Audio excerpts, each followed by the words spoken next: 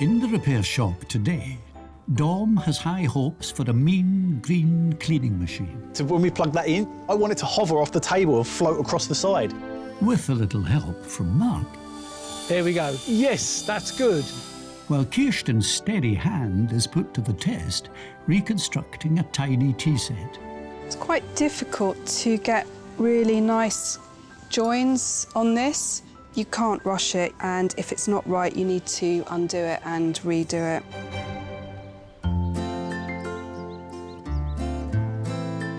First, Jonathon Sparkes from Berkshire, with a treasured talisman that's been through the walls.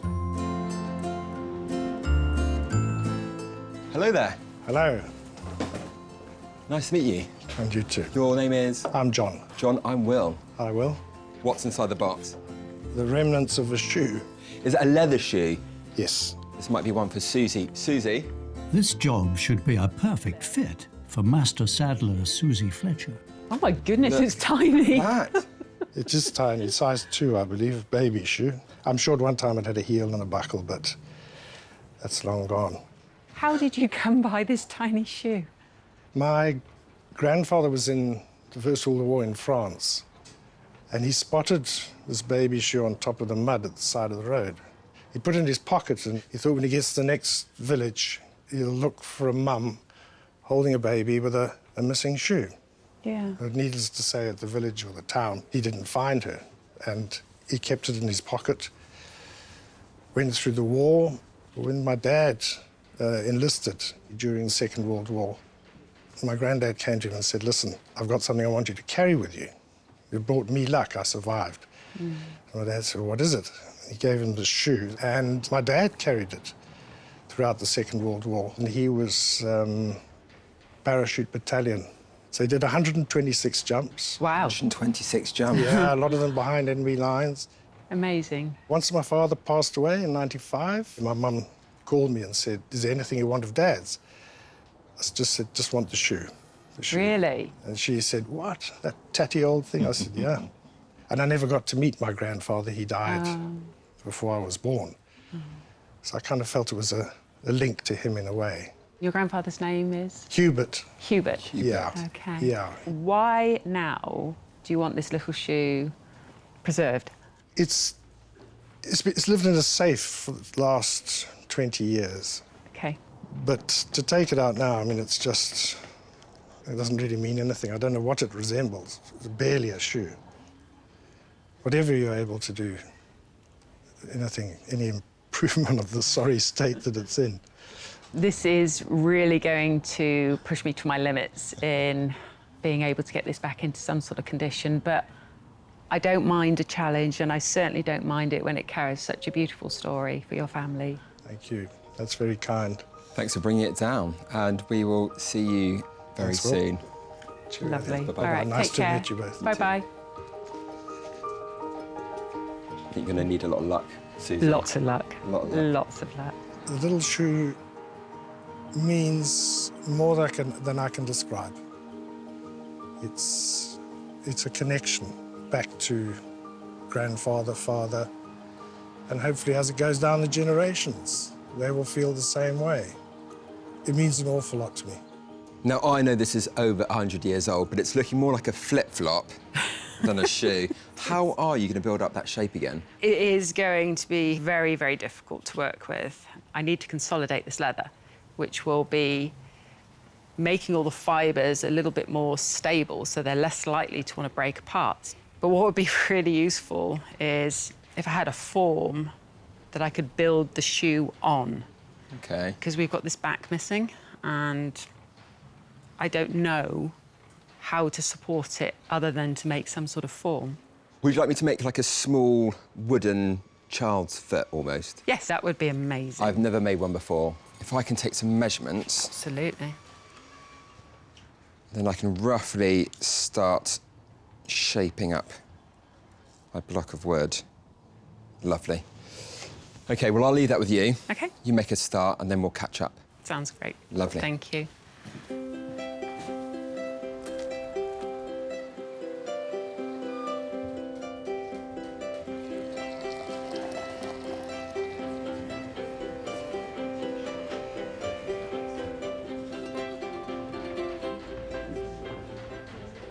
I can't think of any leather that I've ever worked on that's this bad.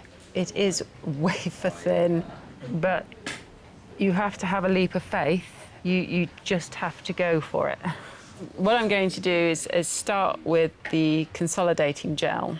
So I'm hoping I'm going to be able to at least give it a little bit of structure back. Just gently dabbing all over the leather. Once I've completely covered the leather, let it dry, and then I'll be able to hand it over to Will, and he'll be hopefully able to make this lovely form that will be a permanent fixture in the shoe. As Suzie embraces the monumental task of getting the little shoe back on its feet, outside, another visitor. Corsa Mukhtar from Bradford has a rusty relic from her childhood for the attention of Dom Chinia. Hi there, you okay? Hi. Come in, come in. Hello there, wow. And electronics whiz Mark Stuckey. I'm Corsa. Nice to meet you. I'm dying to see what's in this box. Yeah, it's quite a large box. It's got to be something big. No, still no idea.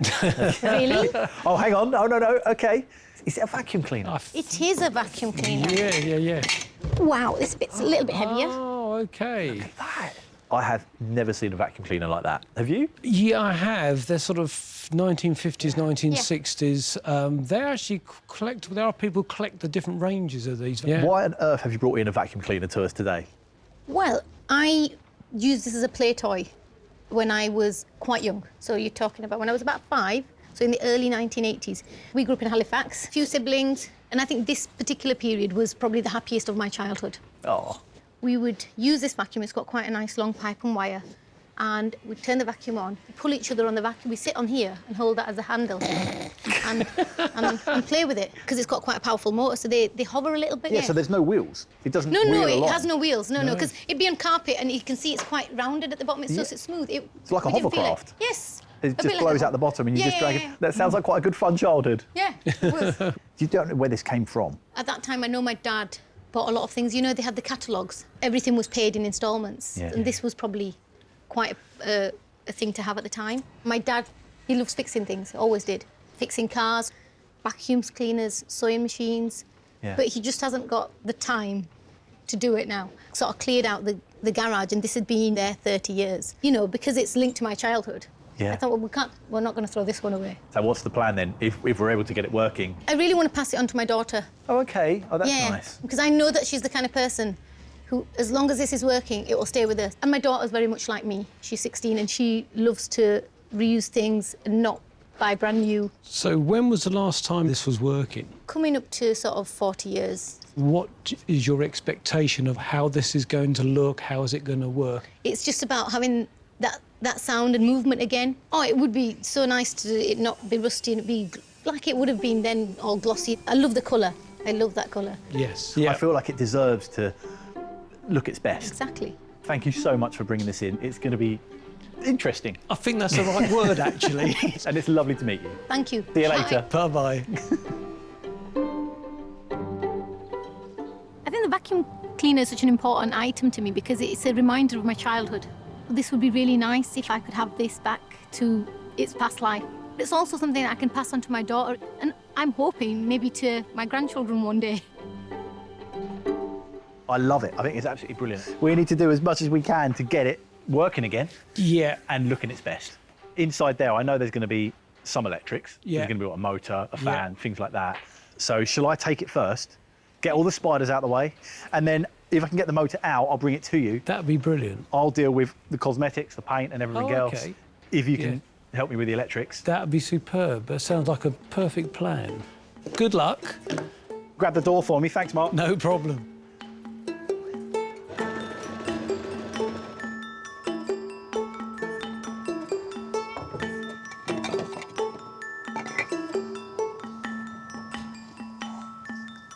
Oh, my. I mean, look at the rust in there. How has this got so rusty? That's where the bag would sit. Well, that is the bag. This is the filter. So I'll have to find a new one of those. So this red part is the next piece I need to get out of the way. So there's 3 screws that I can see hidden underneath all of this rust and dirt. They are what I need to undo, and then I'll be able to remove this entire top section and gain access to the motor. Oh, it's moving. Right, that is out. Screw number 1. Yes. Okay, 1 down, 2 to go. Right, that means, finally, and yes, it's dirty and there's rust and it needs a good old clean and a bit of a paint, but it really doesn't look too bad. I'm so relieved. Now, really, all I need to do is work out how this motor is attached, disconnect some wires, and get this motor unit over to Mark. Another dynamic duo making strides towards reversing the ravages of time are Suzie and Will. Hi, Will. Hey, Suzie. So I've got the little shoe treated. Brilliant. And I've done a drawing. So that gives me a really good idea of what I need to make for you. Yeah, it'd be really helpful, and then I think I can build the shoe around the form, and hopefully it's going to look more of how it originally looked. Well, leave that with me, and I will try to construct something that's going to help you out. OK. OK? Sounds great. Thanks. Cool.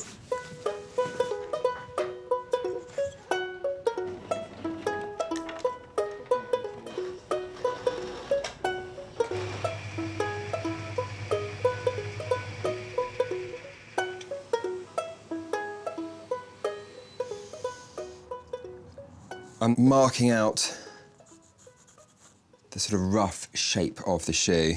I need to be really careful with this because it's so easy to remove too much wood, then you have to start again. So I'm gonna start cutting on the bandsaw, get rid of a lot of that waste wood, then I can start refining that detail and that shape on the sander.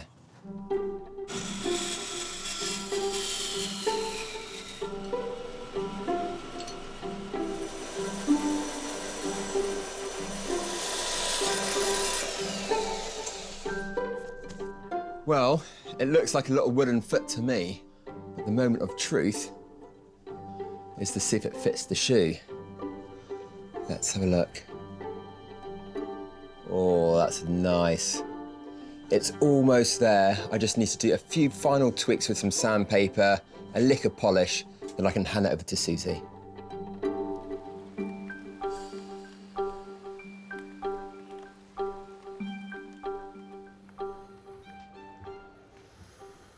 So there's the shoe. Mm-hmm. And that's the form, look at that. That is beautiful. This is going to make my very difficult job a lot easier. Now I can build the back of the shoe around that form. So grateful, thank you. You're welcome. Can't wait to see it when it's finished. Brilliant, thanks.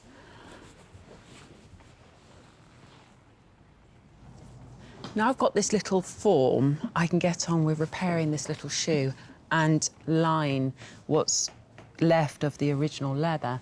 It's going to give it a lot of strength back. Rather than try and manoeuvre the lining leather inside the shoe, I'm going to wet mould it onto this little form. The beauty of doing a wet mould like this is that it allows you to stretch the leather around a mould, and as it dries, it should dry in that shape.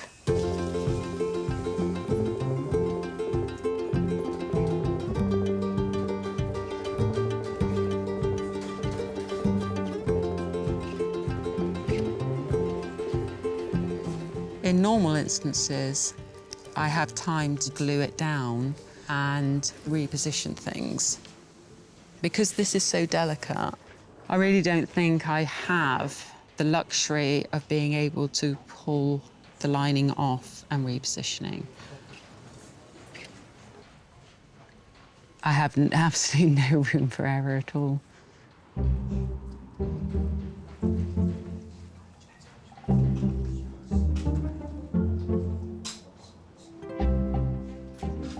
I can just straighten out these creases here and get a really good bond to the glue. I'm not going to say it's a huge success just yet, but deep down inside I've got that little fire burning going, I think you got it right, girl.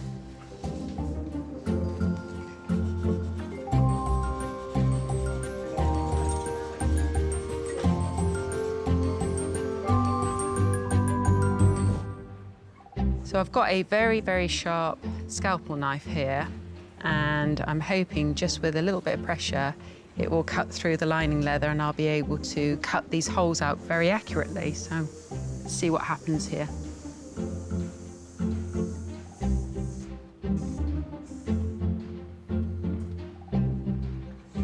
Wow.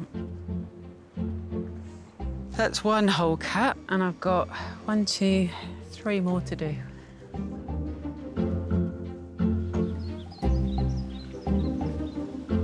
As one item takes shape, another in need of repair arrives. Sue Bolger from Winchester, accompanied by granddaughter Emily, has a treasured heirloom requiring ceramics restorer Kirsten Ramsey's delicate touch. Hello. Hello. Come in. Hi. Take a seat. Thank you. Lovely to meet you both. And you? What have you brought? It's my Granny's dolls tea set, and Granny was born in 1880. I don't know when she got it, but I expect it's quite some time ago. What was Granny called? Granny's called Annie Banks. Gosh, what a pretty set. I have loved it for ever since I can remember, because I always had lots of dolls, and she would obviously let me play with it. We always were there every Sunday lunch. It was a close family, so I loved being round there. When I was 3, I just said to my mother, I want to go and see Granny's tea set. The journey must have been over a mile. I'd had to go along a main road. Is this on your own? On my own. Oh, my goodness. At 3, yeah. Golly. So up the drive I go, knock on the door. Her housekeeper comes to the door and she says, your Granny's out, and shut the door.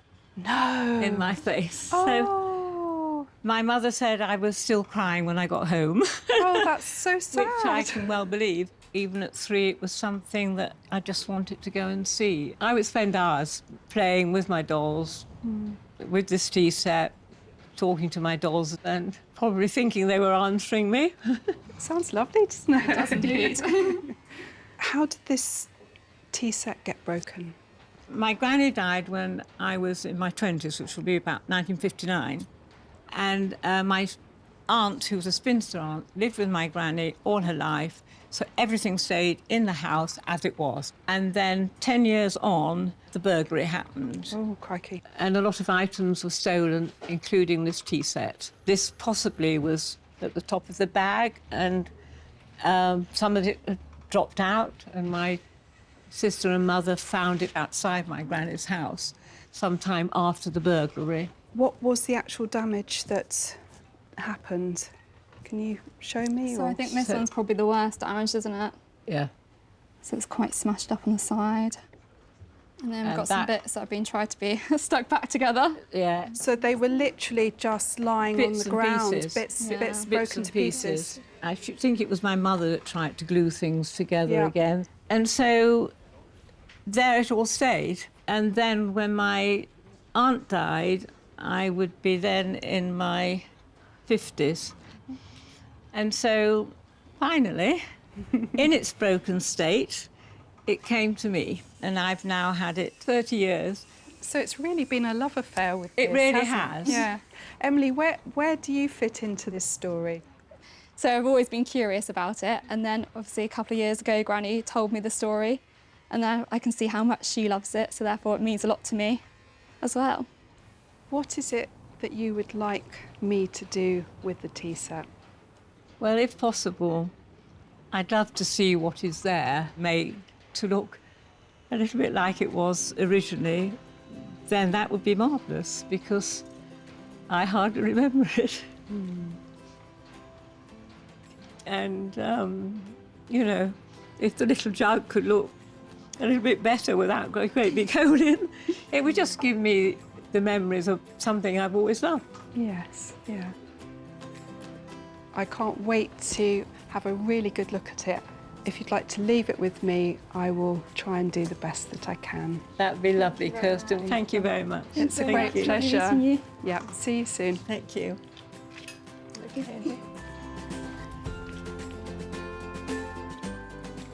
I think by having the tea service restored, it will make everything complete for me and just feel things are as they were. It'd be nice to get it fixed and hopefully one day my children will be able to play with it. This is such a sweet little tea set. I think it's beautifully decorated and I can absolutely understand how a small child would love to have little tea parties with their dolls and teddies. It's made of earthenware and it's got an underglazed decoration with this beautiful soft blue. Pretty much half of it, so 6 pieces, are quite badly damaged, and I'm going to have to try and take this old adhesive off and tidy up these joins, make up the missing sections and put the design back in. I'm going to try with the steam cleaner and see if that just softens this adhesive and I can make a start trying to get the pieces apart.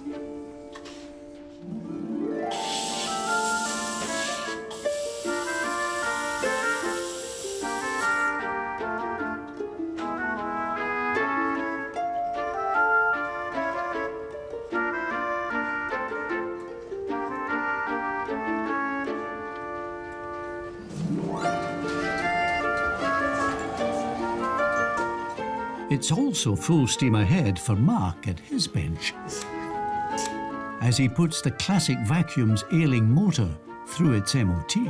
If I just do a little bit of a spray in here, don't need a lot, and just wiggle that, there you go, one switch. While Dom focuses on giving its bodywork a much-needed overhaul. Now it's really down to me to try and tackle all of this rust and flaky paint.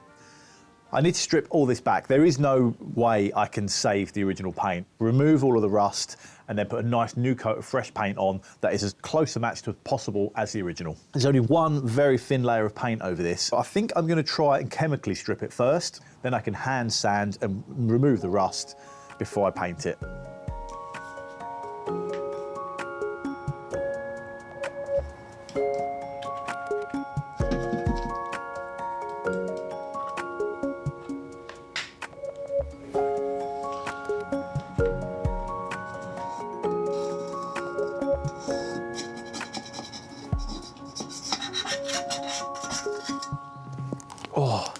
That was satisfying, wasn't it? All of that paint just peeling off like that. Brilliant. You can see all of these little rusty areas. You can see where there's been a chip in the paint that's exposed the steel underneath. The water has then crept underneath the paint and the rust has really started to set in. This is the main reason why I had to remove all of the paint. This process has worked so well. I'm going to do the same thing on all of the other metal painted parts. I'll get everything stripped back to a nice bare metal finish. Okay, I'm ready to remove the top cover of the motor. I've disconnected all the wires, so try to do it gently. It doesn't always work that way. There we go. Yes, it did. Each of these single little copper strips are connected to this wire, which makes this rotate. All this needs to be cleaned, polished. The reason why you do this, because if you get all debris in between these little pieces of copper, it can actually short out. Then the motor will not rotate properly, will not give you the amount of suction required, and therefore you won't be picking up all the dirt.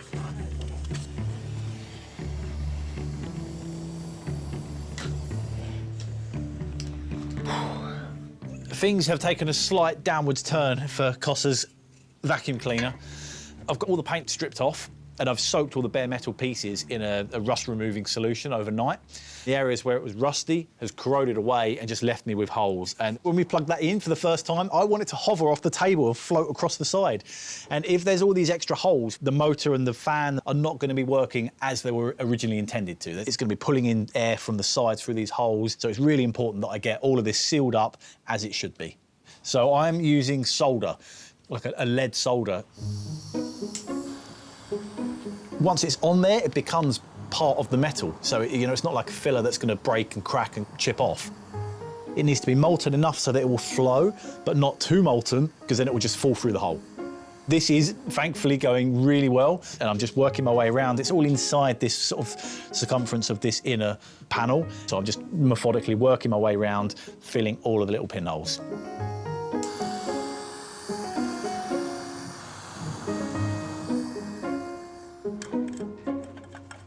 I'm at the moment reassembling everything so I can do an electrical bench test.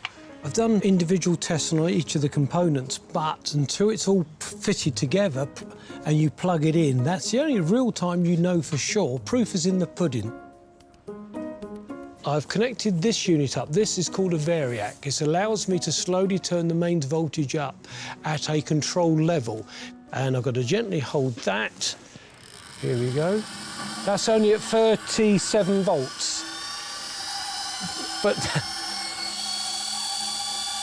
there we go. Yes, that's good. Whoa, whoa, whoa, whoa. You go down the other way. Yeah, no, that's good.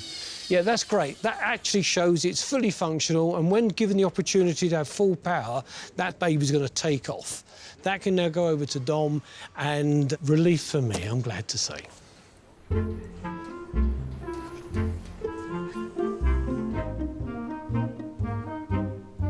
All these bits of the vacuum cleaner are looking good. All the primer's done, sanded back, ready for the final coat of paint. I've spent some time to match the colour so I can be sure that the paint that I'm using is as close as I could possibly get to the original. It's going to look like the vacuum cleaner that Cossa remembers.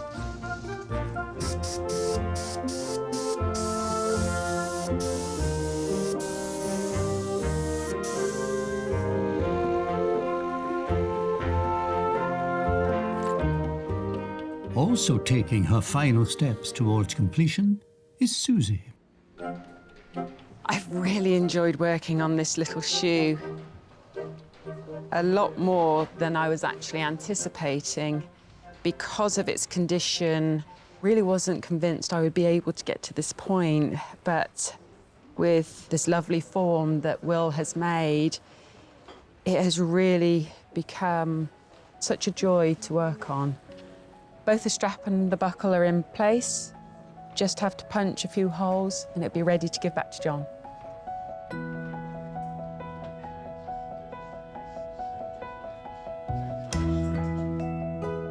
When this little lost shoe arrived at the barn, it was in tatters and the back had worn away. A treasured talisman carried by his father and grandfather through 2 world wars, Jonathon has returned to collect it. I'm feeling a little apprehensive. I don't quite know what to expect. I wasn't quite sure exactly what she was going to do to it, so that perhaps makes it even more exciting.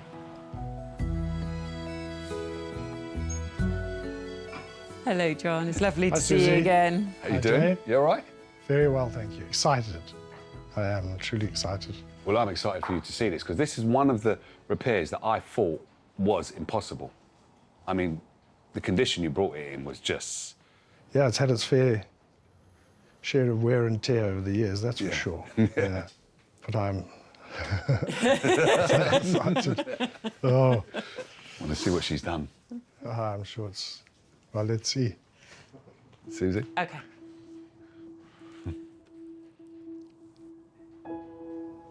Oh, wow. Oh, man. Can I pick it up?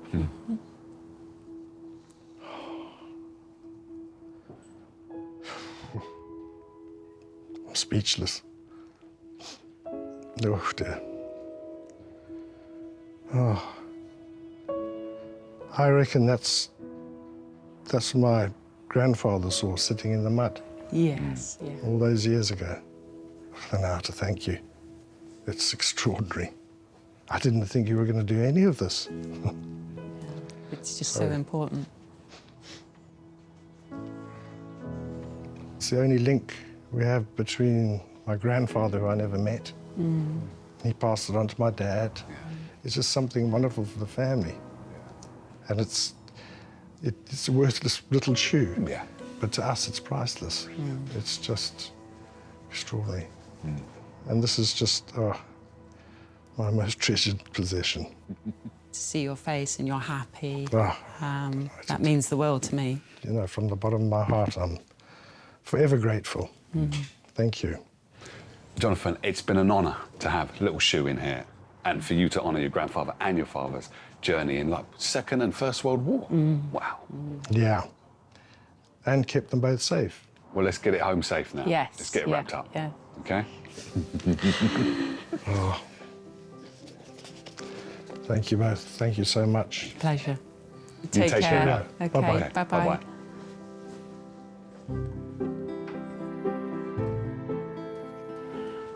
That's what it's all He about. was happy. Unbelievably. Yeah. I'm feeling completely overwhelmed. I'm speechless. I'm lost for words. I think my family would say it's not possible, but it's definitely possible. Nothing could have prepared me for this. Nothing. It's brilliant.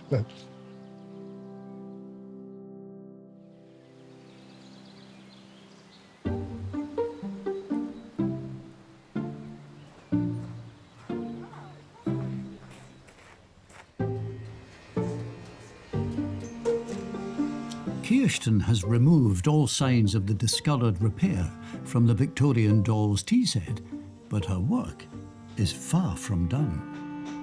I'm going to be using a 2-part epoxy resin to bond the pieces together. It's quite difficult to get really nice joins on this, and that's because the edges with handling have been worn, and it just makes it a little bit more difficult to align the pieces.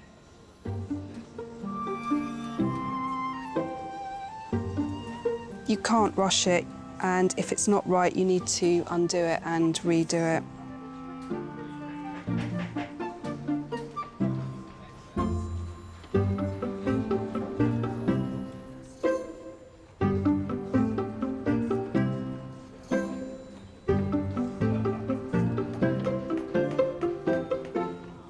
The jug was definitely the most difficult piece to put together. The next stage is to start the colour filling process. I'm going to use a piece of wax that I'm going to place behind and fill onto it. I'm just going to place it into some warm water. Just need it to be really quite malleable but not melting. That's great. I'm going to be using an epoxy resin, and I'm going to bulk that with some fumed silica and some glass bubbles as well. And they're basically inert fillers that will enable me to turn this runny resin into a paste. To get the best results, you really, really need to put the time in getting this paste as firm as possible. But you get a really lovely, hard and glaze-like look with it.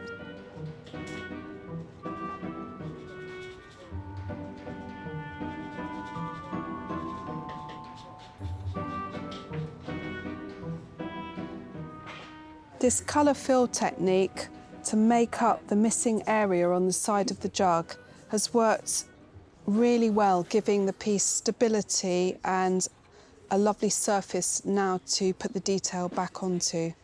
The blue and white design is a transfer pattern. This particular design is called Cottage, and you can see the little, it's almost like a chalet on the side here. I think the most important factor is to get the blue correct. I've got a ceramic glaze here, and I'm going to go for a powdered pigment, and I'm going to use this little teapot as a reference. These trees that are in this design I absolutely love. They're almost like starburst patterns, and they're also quite nice to recreate just with little dab brush strokes. And I'm confident now that this quite large area of fill is going to blend in.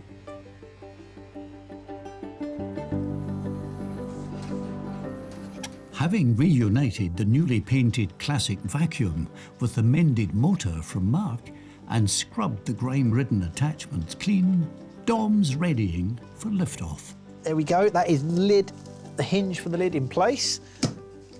Perfect. Well, this is a moment of truth now. Is it going to work? Here we go. Oh, I'm nervous. Oh, look! Whoa! We've got lift off. Here we go. Brilliant. Oh, that is a relief. That is so good. I'm just chuffed with that. Absolutely chuffed. You know what? I cannot wait to see Cossa's face when we fire this thing up and it's hovering across the bench in there. This clapped-out vintage vacuum spent 3 decades rusting away in a garage. A memento of her happy childhood, Corsa's back, hoping to see it take flight once again. It's a reminder of simpler times when it didn't take much to make you happy. OK, here we go. Me and my sister playing on that. Childhood is such a nice period of your life. Oh, nice to see you. Thank you. And excited? I am really excited. I can't wait to see the vacuum cleaner. I'm just hoping it's going to look really shiny and new. Do you want to see it then? I definitely want to see it. Yeah? You ready? Yeah. Wow. That looks fabulous. That is amazing. I love the colour. It is just so shiny. You happy? Yeah. I can't believe how shiny the pipe is. That is how I remember it sort of looking when I played with it. It's amazing that it can carry on another life now. Indeed. To your daughter, what do you think she'll make of it? She will love it. She'll absolutely love it. I can't believe you haven't asked us to turn it on yet. I was going to just say, are we going to try it? Yeah, we have to, don't we? Yeah. Well, that's over to you. I just feel nervous doing it, even turning it on. Wow. Yeah. It's amazing, isn't it? Can't believe that It's it actually brilliant. works. Hovers. It does, it hovers. Look, Yeah. look how easily that moves. It was really good when you're little and you're pulling that. Look how smoothly that moves. That's the movement, and that's why it was so much fun. Because you just drag it around the house. Is that how you remember it? Yeah, Hovering exactly, like that? hovering like that. That's absolutely amazing. Unbelievable, it really is. I'm so impressed. That's great. Taking you back to being a kid, is it? Yeah, definitely. Need a bigger version. I know, that you can actually ride. Yeah. Thank you so much. You're so welcome. This has been so much fun for both of us to work on. We will make sure we get it all boxed up and we'll get it sent back to you. See you Bye. later. Bye-bye. When I turned it on, I just think the gliding motion of it, you remember exactly that's how it felt when we were playing with it. I think it's so amazing that this was such an important part and a fun part of my childhood, and that I can now pass it on to my daughter and it can sort of have a new journey with her and be an important part of her life.